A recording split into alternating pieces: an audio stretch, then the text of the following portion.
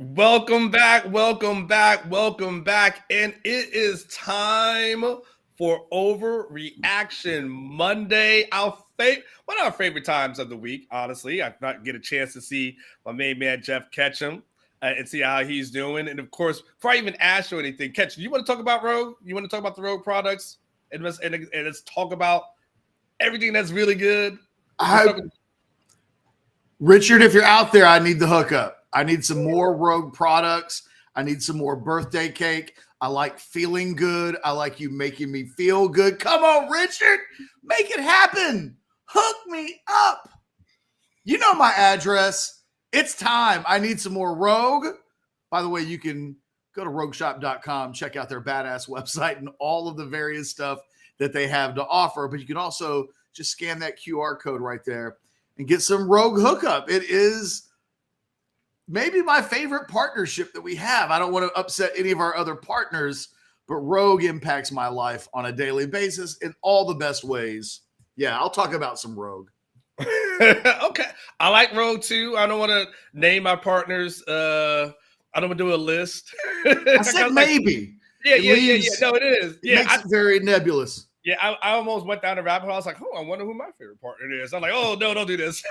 I didn't say favorite. I said maybe my favorite. Maybe. He is a good guy. No, he is a good guy. Loves the Longhorns as well. Catch, how are you doing? Happy Monday to you. How was we start with how your weekend was. Did you have a good one? Yeah, you know what was cool? I took my daughter to a sports card and collectible show this weekend. It was a little daddy-daughter time, and she just had the best time ever checking out people's stuff, opening up packs of cards. It was fun. It was a little walk into like memory lane of when I was her age, enjoying and doing the same thing. So it was really cool to share that with her. My son and daughter were out of town all weekend long. So kind of an unorthodox last couple of days in the Ketchum household. Yeah. Now, what cards is she into? Like, are there particular, like, is it sports? Is it like something? Is it Garbage Pail Kids? Like, I don't know. Like, what is it? She collects soccer cards. Okay. I think just because she likes to make her I think she feels like that connect. She doesn't know any of the players. I'm trying to teach her, but she knows that she's got a nice Thomas Mueller autograph chrome card that she hit in a pack. So she likes to tell everybody that she likes to inflate the value of all of her cards. Okay. Like she also collects Pokemon. So she bought a Pokemon card this weekend for $20. I bought her a Pokemon card this weekend for $20, and she was quick to let everybody know that it was really a $300 card. Nice. Yes. She's you know what? That is a woman who understands like value and everything. And that's kind of a cool thing, Catch, because if she understands that, then she's actually looking for deals as opposed. So you're training her to be that person where she doesn't need a Birkin bag or this and that. She's going to be like, no, honey, I got this great thing, a deal at Ross. And guess what? This Chanel bag is actually worth ... Like, you're doing good as a father, Catch. Good job. I don't know that I'm teaching her that. That sounds like something my wife might have taught her. And I'm enabling or developing. I'm not quite sure what word I should associate with that. Maybe a combination of the two. Okay. So, all right, Catch. So you want to just address this little elephant in the room, I guess, because people were in the chat asking about this channel, what we're doing, like lots of conversations that are being had. So you want to have a quick conversation before we switch over to talk about the Longhorns? Well, first of all, some good news. We're going to have a modcast today, 3 o'clock. 3 o'clock. The people have been complaining onward about the lack of a modcast, that we haven't done a modcast in a couple of weeks. The plan will always be to continue the modcast. We're still trying to figure out how we want to deploy it during the season, but we'll have a modcast today. I think starting tomorrow, we will have a new show on at 3 o'clock. I think the best thing I can say about our relationship with Rod Babers is that it wasn't working out. I think ultimately he wanted to do something a little bit different. I think we kind of mutually agreed. I don't know that show had quite lifted up to the areas that we wanted it to. And I I think in the end, we wish him well. He wishes us well. And it's kind of that simple. We put the show together in a really quick amount of time. And you might, in a world that's not perfect, occasionally there are bumps in the road. I'm really excited about where we're going, though. I think what we know about the channel is that they love Orange Bloods. What we know about the viewers is that they like Texas football discussion from Orange Bloods. And I think where the show will be headed in the future and where the channel is headed in the future, I'm really excited about some new shows that we're going to be adding. But beginning tomorrow, and we haven't made an official announcement yet, but beginning tomorrow, the expectation is we'll have our new Monday through Friday 3 p.m. hour show, live show. And I'm excited about it. I'm every bit as excited about it as when we thought Rod was going to be doing it for the long term and what we thought that show might become. I think this show will be different, but I think in a lot of ways it will be similar. And I'm excited to see where it goes. I think that it will be a huge boost to the channel. Cool. And listen, you guys still got me in the morning. I'm still here. I ain't going nowhere. You guys have still got me from 8 to 11. Of course, 8 to 10 today because of Sark's press conference. Still got Catch, obviously. And I'm looking forward to the new edition. Catch and I talked about it, on Sunday as we had to go into scramble mode once we, once the news kind of got dropped or that someone was going to be here on Monday. But nonetheless, we feel like really good about where we're headed. And of course, the channel. So Catch, this weekend, obviously the scrimmage has happened. We are also 12 days away from the start of the football season. So we've got one more week, and then with next week, Catch, we're actually in game mode. You always ask me that question of like, where's my head is at heading into certain stuff. I'm kind of curious with you. Where's your head at as we're like 12 days away from the start of the football season? Well, I think my head's still kind of wrapped inside of my column. You know how it is. I mean, we spend a lot of time on the weekend writing our weekend columns, which you can find over at orangebloods.com. I wrote my 10 thoughts from the weekend. What happened in Saturday's scrimmage and what it means to a season that begins in 12 days, right? Yeah, 12 days. 12 days. I think trying to piece that together. I was kind of looking for the offense to strike back on Saturday. That we see this a lot in NFL training camps. Chad and I talked about it on our show, House Divided from 12 to 3 here on the channel. Usually, even like in NFL circles, you'll see if a team has a good practice, one side of it, the defense does really well, then it really becomes a thing that the offense bounces back and does its thing either the next day or the next practice or whatever. Given that the defense really controlled the offense 2 weeks ago in Steve Sarkisian's show me scrimmage, this was the depth chart scrimmage. And I think there were two things I think I was looking for. One, I'd really like to have seen a day where our sources come out of it saying that Quinn Ewers was the best player on the field, because I do feel like this is a season that's going to be defined by Quinn Ewers. So to have a scrimmage or an important day in these August practices be dominated by a guy that a lot of people are projecting to be a first-round draft pick at quarterback, I kind of wanted to see that. That didn't happen. And then you and I talked about this last week. I thought it was really important for Malik Murphy to put a marker down, just to have a kind of afternoon or morning, in this case, in the scrimmage, that people are talking about him the way they talked about Arch Manning a couple of times last week. Now, to be fair, Arch Manning, as far as I know, didn't really do much in the scrimmage. It doesn't sound like the second team offense did a lot in the scrimmage. I would have liked to have seen Malik have a moment worthy of discussion. That didn't happen. I'm wondering how much is this, the Texas defense is going to be a lot better than we thought. Mm-hmm. And how much of this is Texas still has quarterbacks that are in their developmental stage And I think that still includes Quinn Ewers. I don't think when the season begins against Rice, this is still a developing Quinn Ewers that I don't think we're going to get the finished product. By the end of this season, he may look like an NFL first-round draft pick. But I don't know that my expectations for that are quite at that level. So I'm caught somewhere between, I think he's going to have a statistically great season, but I don't know that he's going to hit the ground running necessarily at the highest levels possible.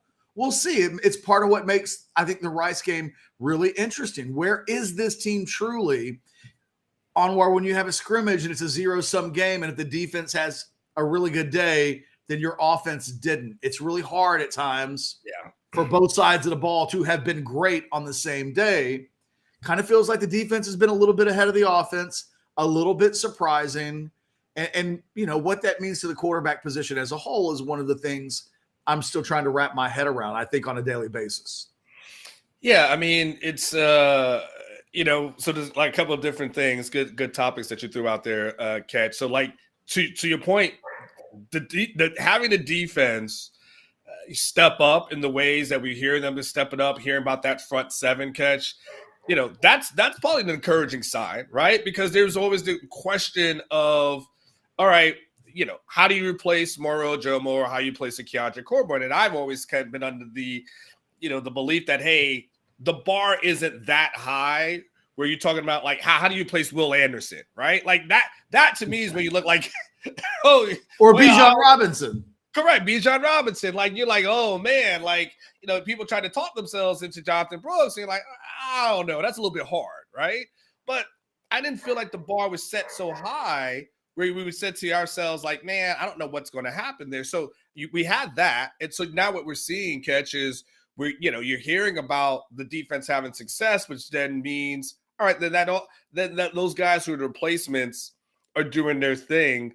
You know, we've heard about the rise of an Anthony Hill. Obviously, Catch, you reported that, you know, recently as well. But we've heard about what he's been able to do. So, yeah, there is that portion that, you know, well, damn, maybe this is really going to be a good defense, and that's what you're going to need to have. The offensive thing, like you said, we hadn't heard about, you know, running backs going crazy in the scrimmages and getting loose or anything to that effect. You know, we haven't heard anything super crazy, you know, and it's weird. Like, you know, in week one of the scrimmage, Catch, it seemed like, you know, we heard a little bit of Quinn, but you know, Arch kind of stole the show a little bit. And then this week we hear about like one of the things that Sark wanted to clean up, which was some of the miscues on the offense. Seems like some of that happened a little bit, where this looked like the defense was in the backfield and Quinn didn't have the time to operate, and Quinn didn't have the time to go. You're right, Catch. It does become a zero-sum game, because if the offense was balling out, then the flip side, we would probably say, man, what's going on with this defense? You know, this defense sucks. We don't. So there is kind of like that balance of it.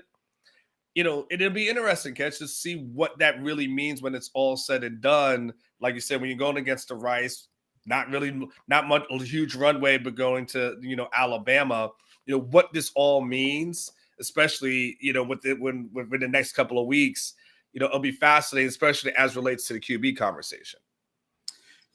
Yeah, I mean,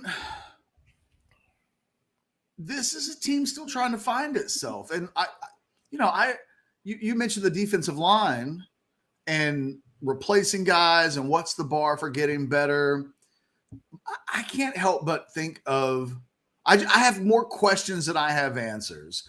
And I don't think it's necessarily a bad thing, right? I don't think I'm somehow, this isn't code for everybody panic, everybody freak out, the season's not going to go according to plan. Like, I don't know that. My dog agrees. When I hear that the defensive line, a guy like Alfred Collins and Vernon Broughton are tearing it up, right?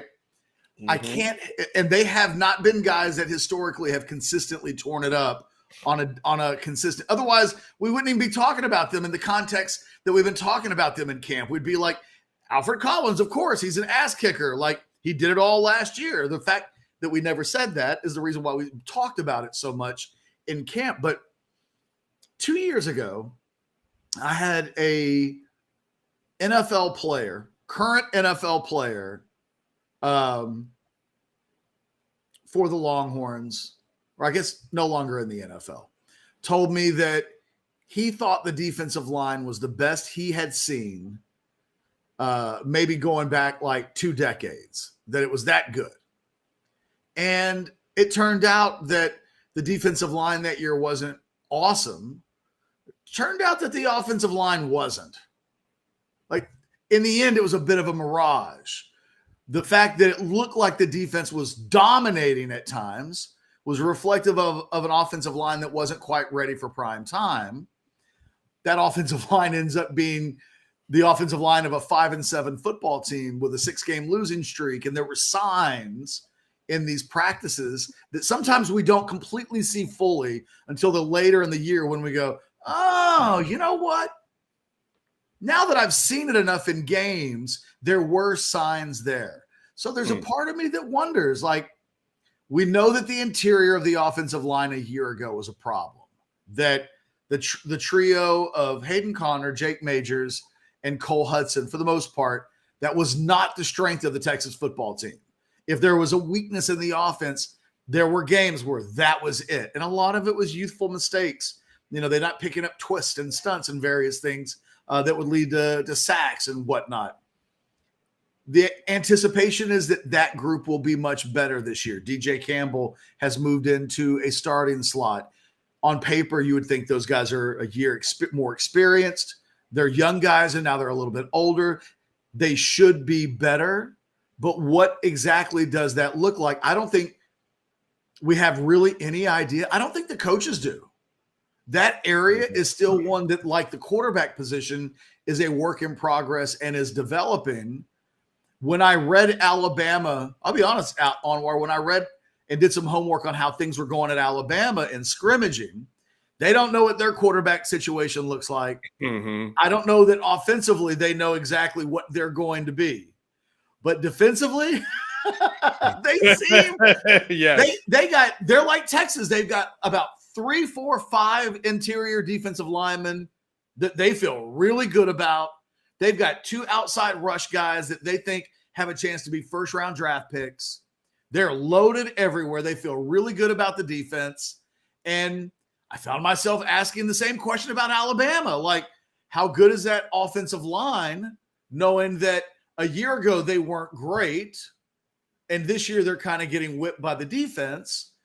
You know, there's just a lot of stuff 2 weeks before the games start that you wonder about this football team, because it was an 8-5 team a year ago that's asking itself to make the jump to double-digit wins, winning a Big 12 championship. The word playoff is out there. And I think that this team 12 weeks into the season will look a lot different than it did in September. And I'll just say this. Everybody has to program their brains. I said this a year ago. I think it is the goal again this season.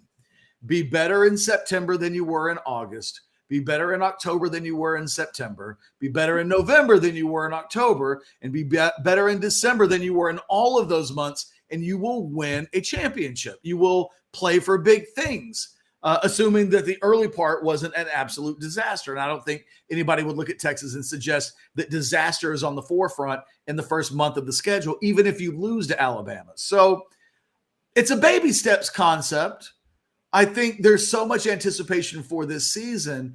It would behoove everybody to realize that this is about to be a 12-week marathon of games, and that there's a buildup. And I think that will be the case with this team. I don't expect to see Adwater instant championship team in 12 days when the Longhorns play Rice. So, but Catch, I feel like Rice is just, I mean, you know, I use the, you know, the concert, you know, analogies and stuff. Like, if there ever was an opening act for a concert festival, playing Rice literally is like, whatever the time that concert starts, they are the local band that is coming on First band out there. So if it's that thing starts at 11, they take the stage at 11 o'clock, and they've got their friends and their groupies, and that's it, right? They are nowhere near the midnight guys, right?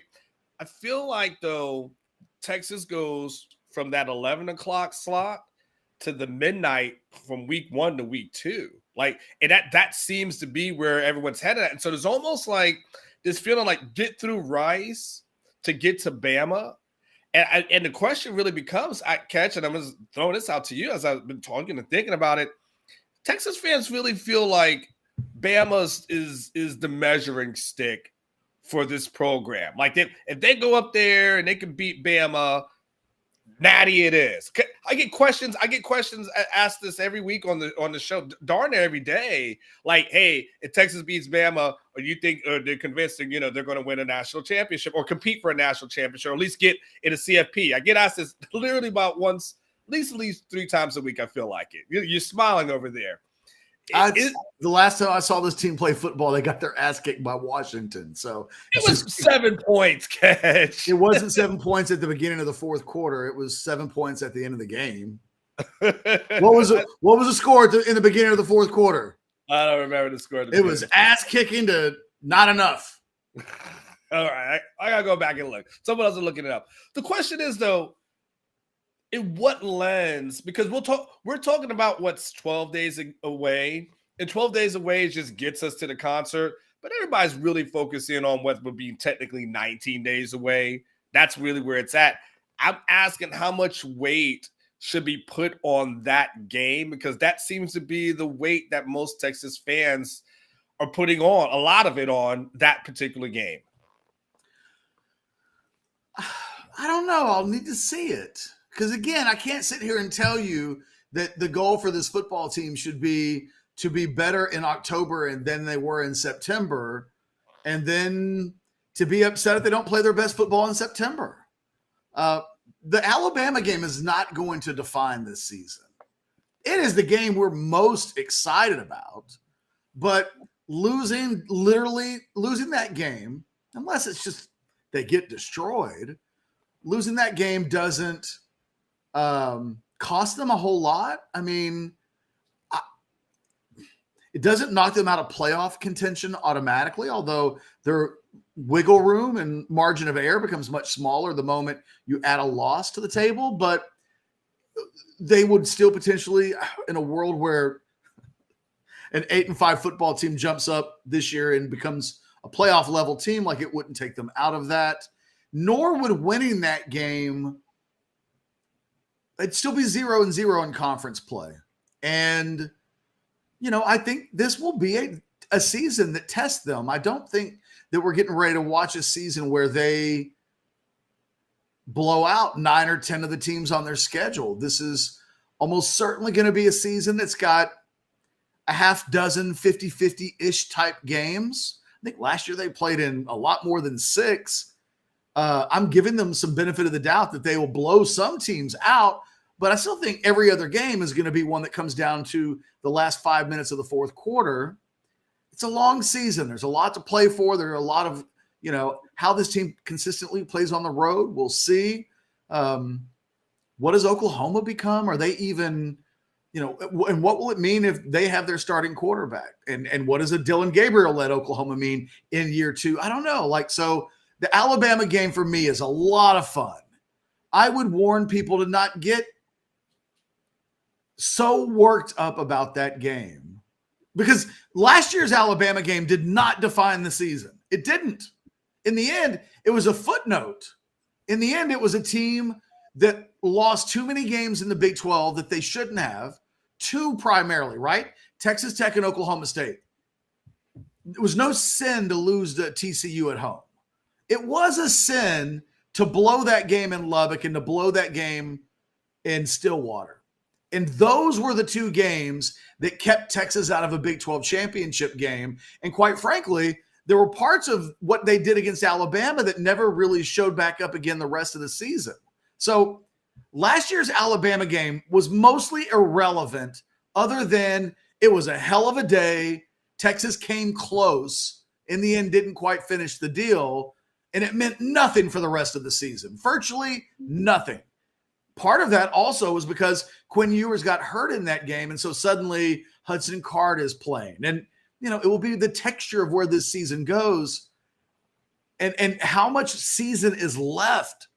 10 games after they play Alabama. I'm hyped for that game. I can't wait. We're going to have special content all week long leading up to the Alabama game. The numbers, I think, on the channel will go up. The traffic on the website will go up. But in the end, it is a non-conference game for a team that has played in one Big 12 championship game in the last 14 years.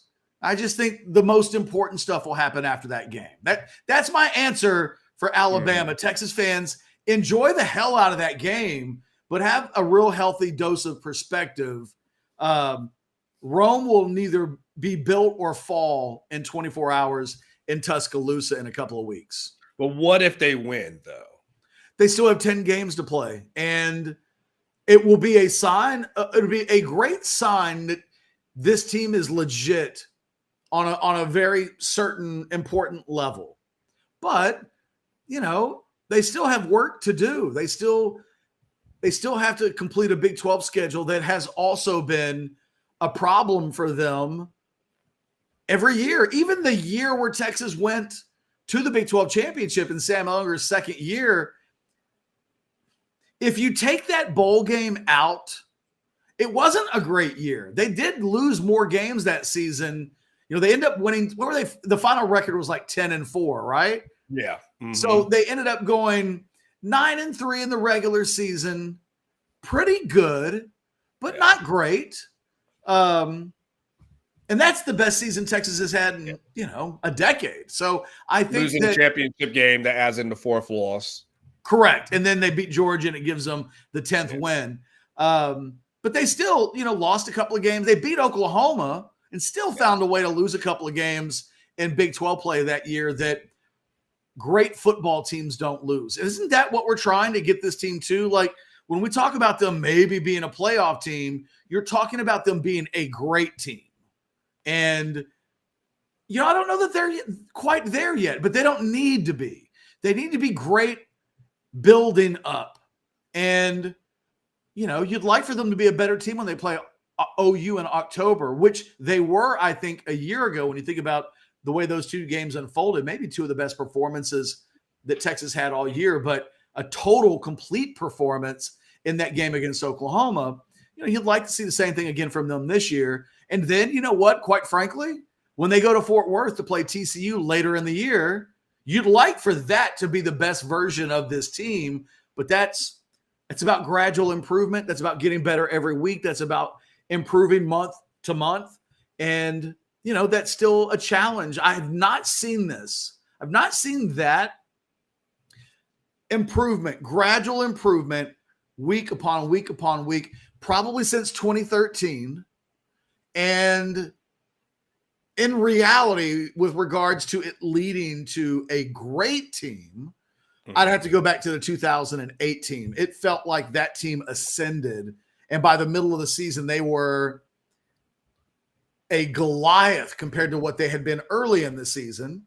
And then obviously they lose late, but they beat Ohio State in a bowl game. And you could legitimately point back to that team and go, they did the thing where every week they got a little bit better. And by the end of the season, there was a gigantic boulder of momentum that was carrying it.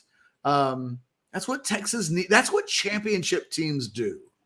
And I think that TCU was able to do it a year ago. I don't think anybody watched them in the first few weeks of September and were automatically convinced that they were that kind of team, but they got better. And by the time they got towards the end of the season, and Kansas State did this as well, you could see them getting better. You could see them improving to the point where at the end of the year, they could beat a TCU on a neutral field. I think it's not sexy stuff to talk about, hey, get better week by week. But I do think it's the thing, especially as I watch this team in August, clearly not hitting on all cylinders as a team. I mean, maybe the defense is just great, and I leave that possibility open. It's a possibility. But the offense hasn't just been clicking in such a way that you think they're definitely going to score 30 plus against Alabama. Like that, they're not that right now. So, we'll see how long it takes them to get to that level. I think for you, Catch, though, I feel like the secret sauce in the conversation that you and I have, and I'd say it's secret because it's not so secret, is Quinn Ewers, right? I feel like for you, I feel like if I tell you, hey, I think this defense is going to be better, you're going to say, but how did Quinn do? I feel like if I say the secondary is going to look good and Ryan Watts and Jalen Catalong are going to do well, your question will be, yeah, but what does Quinn look like? I feel like no matter if I would say, hey, the running backs are going to have a good season, you'll say, yeah, the running backs had a good season last year. It's good. I still want to know where Quinn is at, right? So that isn't that kind of for you.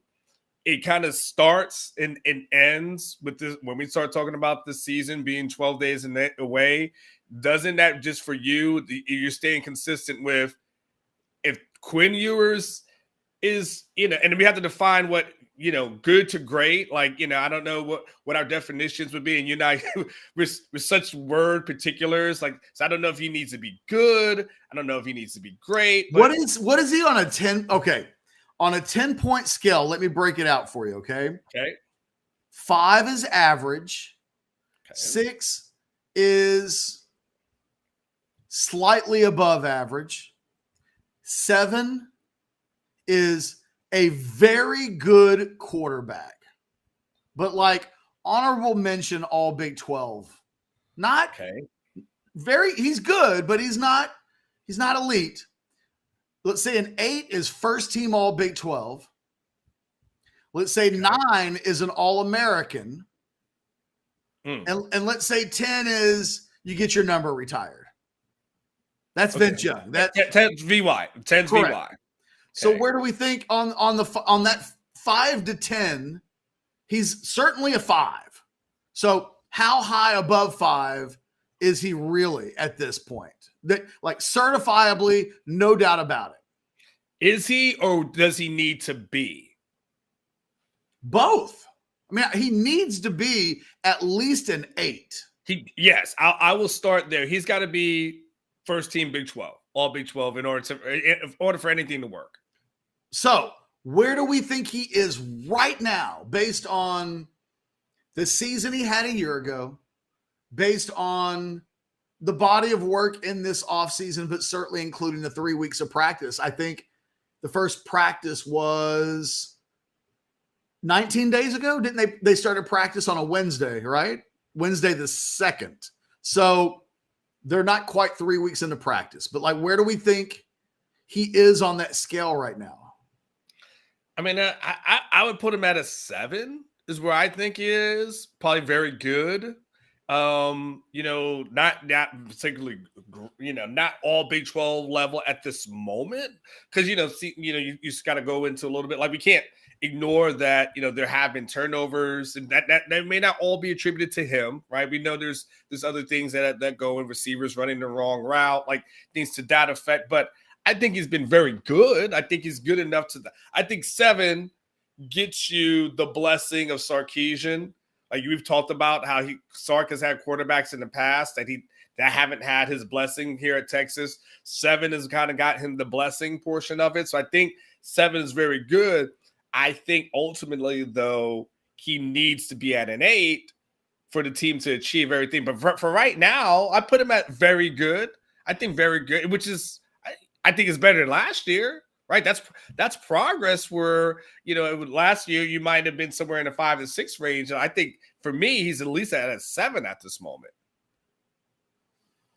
You're thinking. We're going to be splitting hairs here a little bit. I'd probably put him at a 6.75. I cannot absolutely say with certainty right now that Quinn Ewers is very good. Okay. I think he could be good. Is he very good? Do I think he's a 150 quarterback rating guy? I think so, maybe. But the fact that I have a slight hesitation on that, I'm going to put him at 6.75, and he's got to earn this other stuff in games. I am not going to say he's truly a 7 or an 8 until we see some of this in games, because this team doesn't need Quinn Ewers to be an 8 in the practice fields. They need him to be an 8 in games. And usually those things go hand in hand, but sometimes they don't. It's possible that the defense is just that good. The secondary is just that good. The defensive line has been that good that it's impacted his ability to be an 8, but he's truly that guy. I'm going to need to see it in games. I can't quite definitively say, because I have not, partly because you and I aren't able to see this team every day with our eyes. I feel like I need to be careful about what I definitively say that I know. And right now, I don't know that Quinn Ewers is very good. I think he's good, and I think he may be on the cusp of very good. But, they had two scrimmages that mattered. They scrimmage every day, but they had 2 days designated for scrimmage. On the first one, Sarkisian came out and complimented Ewers and said he was really good in the red zone and short yardage work, which I told you a week ago. If I told you that you had a good first 30 minutes of the show, it means you're leaving some stuff out. And if you're very good, man, you're the full scope of what you're doing at that point is very good. I think this most recent scrimmage was a little bit like the last one. There were flashes of at his best what they can be. Touchdown passes to Xavier Worthy, touchdown passes to A.D. Mitchell. But beyond that, the overall from play one to the end of the play while he was out on the field, it didn't sound like he was one of the best players on the field. And I'm going to throw this back at you, Anwar, because I wrote about this in my column. I don't know that he's one of the 10 best players on the Longhorns. I can confidently point out 7 guys that I think at their position are absolutely better than Ewers at his. I think A.D. Mitchell and Xavier Worthy and Kelvin Banks on offense. I think Jalen Ford, I would probably say Jahdae Barron is 5. I think there are – I can't remember who were the other guys that I said. I'm looking up your stuff right now. I wrote about the column. Jatavion Sanders is 6. And then, quite frankly, I think Ryan Watts is a better cornerback right now than Quinn Ewers is a quarterback. So that's my 7. I think there are conversations to be had about other players on the team. Baron Sorrell at his position versus Quinn Ewers at his. I don't really have an answer for that. So it kind of speaks to they need him to be one of their best players this season. I don't think he's that yet. And so, again, if I feel that is the case, just how high I should go with where I think he is, I think I need to be somewhat cautious with that, because I could make a case that he's certainly not one of the top 7 players on the team. Now, the quality of those seven players is pretty damn high. And I think if we're talking about NFL prospects, Ewers shoots up the list, maybe to the number 1 spot. But if we're talking about who the best players are right now, I'm not sure. It's one of the reasons why, again, I can't wait for the games.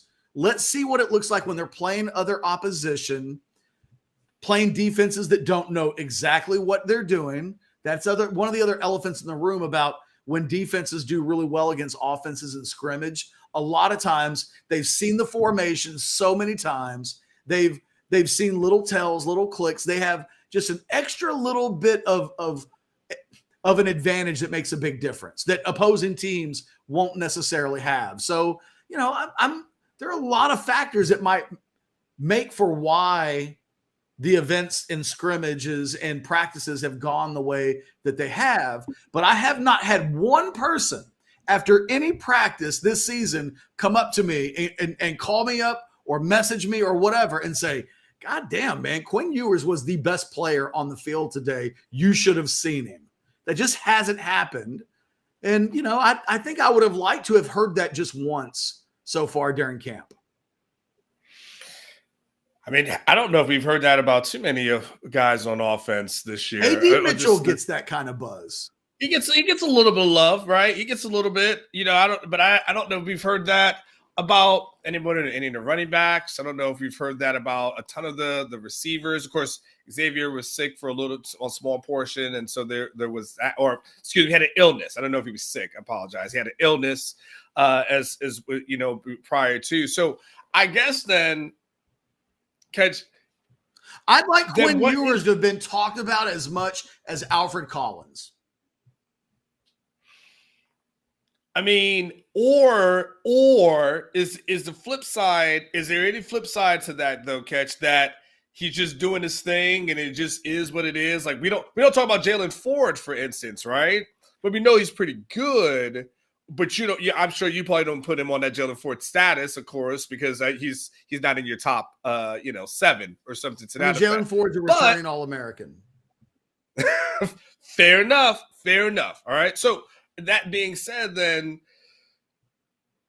Sark will tell you that he coming out the last scrimmage, when I asked Sark about it, he said he thought Quinn was really good. And he thought when Quinn didn't do certain things, he didn't think it was on Quinn. He thought it was on other people.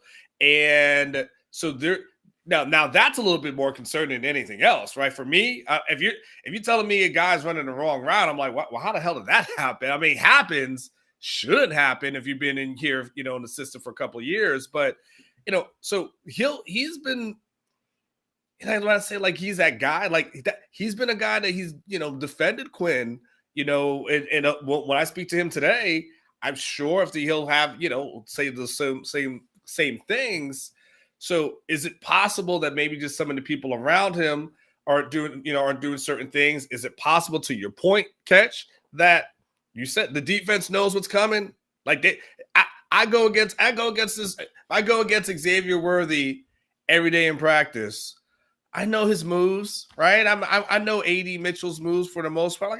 You kind of figured it out. I think when I asked, what was I talking to? Jaron Thompson last week, right? And we were asking him about who were some of the tougher players to defend.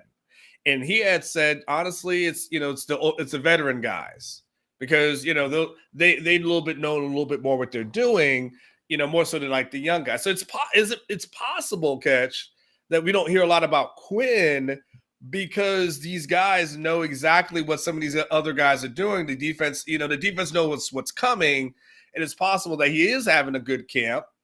It just, how it's set up doesn't necessarily help you highlight any of that, if that makes sense. I'm sure he's having a good camp, but that's not what we're talking about. We're talking about, is he a 7 or an 8 or beyond that? And I don't think he's performed at a level in camp, a good camp, but a good camp doesn't make you a very good quarterback. It means you had a good camp. It's camp. So there are hundreds of possibilities. What I will say is this: when in 2018, when they did go play for a Big 12 championship, we sure as hell heard a lot about Sam Ehlinger in the buildup to that season. If we go all the way back to 2008, 2009, when Texas was last a Big 12 champion, I can assure you lots of conversation about how well the offense was doing against that defense. Even if those were great, 2009, Texas had a great defense. And yet you would still hear, well, Colton, Jordan Shipley are doing this, and they feel really good about that. And in 2005, holy shit, every day was like a rock concert took place at concert with Vince Young and his receivers and how well the offense had gone. So the quarterbacks get talked about a lot. They are in a position every single practice to emerge as the headline with a certain amount of play. The ball's in their hands. They get to throw touchdown passes. It's, if the offense does really well, the quarterback is the first one to get a lot of praise, unless you're just running the ball really, really, really well. I'm not saying that Quinn's having a bad camp. That's not what I'm saying. I will concede he's almost certainly having a good camp. And you have to take Sarkisian's words about Quinn with a little bit of a grain of salt, because he's in the job of building him up right now. And the last thing he wants to do publicly is plant seeds of doubt. So I think he's going to be very protective of his quarterback, framing Quinn in a way that exudes confidence. I mean, it would be dangerous and scary if it went the other way around with 12 days to the season opener. I expect, he was exuding confidence with Hudson Card 2 seasons ago, right up until the point where he just decided to never play him again. So, I want to be careful into saying, like, I don't know. I have questions. It's a Monday overreaction show. We do things like ask questions and wonder what things mean. We won't know until the games start. We might be 2 weeks into the season and we might say practice. You know what? It turns out the defense forged him into iron, and it was really good for his development to be tested. And I believe that to be true, that the defense testing him in August, maybe the defense other than Alabama, is the best he'll see at any point this season, which means the games are easier than practice. I still think Quinn Ewers is going to throw for nearly 4,000 yards or more. I think he's going to have statistically a very good season. Does it reach an 8 level? I don't know. Can you be an catch. Can you be anything less than an 8 if you throw for 4,000 yards and your team wins, and you're predicting 9 wins and them going to the Big 12 championship game? Like that sounds like an 8 and none easily. What was Kansas State's quarterback last year? I wouldn't call him an 8. They won the conference title. I mean, but we're close. We're in neighborhoods, but I won't, there are, my biggest fear with Quinn isn't every game at Texas. My biggest fear with Quinn is in the biggest, toughest games. How will he react when pressure is in his face? Will his mechanics go sloppy? Will he throw a good deep ball? Sounds like he threw a hell of a deep ball on Saturday. Can he consistently do that? Those have been trouble areas for him since high school. And part of the problem with Quinn is that I think too many people have been telling him he's great for too long before he's ever been great. He's a guy in high school that I would say, look, I think he's a 5-star prospect. I think at times he's incredible, but when pressure's in his face, his mechanics get sloppy. He doesn't always throw the deep ball well. We're getting ready to enter his 3rd year in college, and these are still things that are question marks. He's not yet great, but we've talked about him before he was ever actually good in terms and in framing that doesn't realistically look at the developmental process that a quarterback has to go through. Colt McCoy was a great player at Texas, but the season before he was a great player, in 2008, he was great. In 2007, he turned the ball over 20 times. He threw 18 interceptions that season, but the team went 9-3 and actually won its bowl game and won 10 games. But Colt McCoy wasn't an 8 that season, and the team won 10. And he turned the ball over too much, and he entered his 3rd season, which was technically his 4th, as a guy that Texas fans had. The year that Colt McCoy becomes a Heisman finalist, going into that season, Texas fans weren't sure if he was an 8, let alone a 9 or a 9.5 or a 10. They didn't know if he was an 8. Some people didn't believe he was a 7. I think we have to respect the fact that it's just a process, and that if he's not in a place today, it doesn't mean that he won't be there in 6 weeks or in 6 games, but it is part of the maturation process for really good to great quarterbacks. It almost always takes time. And I don't know that Quinn Ewers' developmental schedule is in line exactly with what the expectations are this season. Okay. We'll see. I need you to do something for me, Catch. I unfortunately am going to have to run. I need you. I need you to continue this conversation on your show this afternoon, because there's so much meat left on the bone, and I've got another 30 minutes in me that of things that I want to go back and forth with you about, and things that I'm like, damn it, Sark, we got a press conference in an hour. I live in Cedar Park, so that better be a good press conference. It better be pretty damn good. Someone in the super chat though did get Max to Paris. So I want to make sure I put that up on the screen, guys. There was another super chat that came, and it was kind of like being like a little sarcastic and stuff like that. So we'll just go ahead and keep your money for that one. John had it, but then I think there was like a little like sarcasm about like one of our shows or something like that. So I think after that point, we'll just keep you $10. Wow, no. Yes, that's what I was going to say. It was sarcastic, so I think I don't think it was. I don't know if it was sarcastic, but the answer is no. Yeah, we're moving on. People, what I've learned in this stuff, though, Catch, people like drama, and they like to create drama where you and I aren't trying to create drama, but it's like, ooh, and it's like, dude, life happens. So, all right, Catch. I think it's amazing, Anwar, that I said that people think I sound crazy. That having a slight touch of the break with regards to where things stand today, I missed. It's like, what have they seen that makes them know? They've seen nothing. They've seen nothing. In reality, last year, Quinn was a roller coaster of a player. There were incredible highs, and there were some loop-de-loops. And Sarkisian has even gone out and said that at times last year they quit on the passing game because they couldn't trust it. That's what he said. When I said it a year ago, people were like, Catch, you're overreacting, and that's not what happened, and you don't know. And then 12 months or 10 months later, Sarkisian's like, yeah, we had to like bail on the passing game at times and lean into the running game because the passing game wasn't good enough.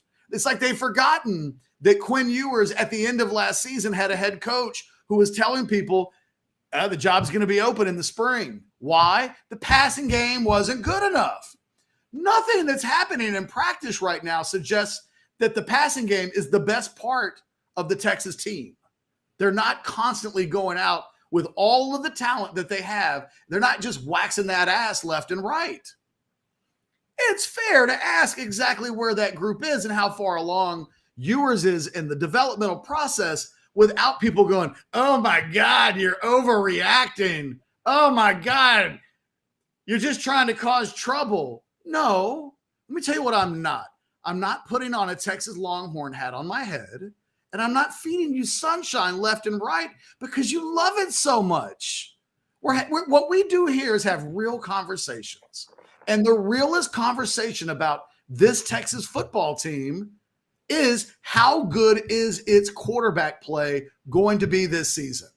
And if the only thing you have in your head is it's going to be awesome, of course, then you're a fan who's had way too much burnt orange Kool-Aid, doesn't remember last season well enough, and doesn't understand like the way football works, that there's a process involved.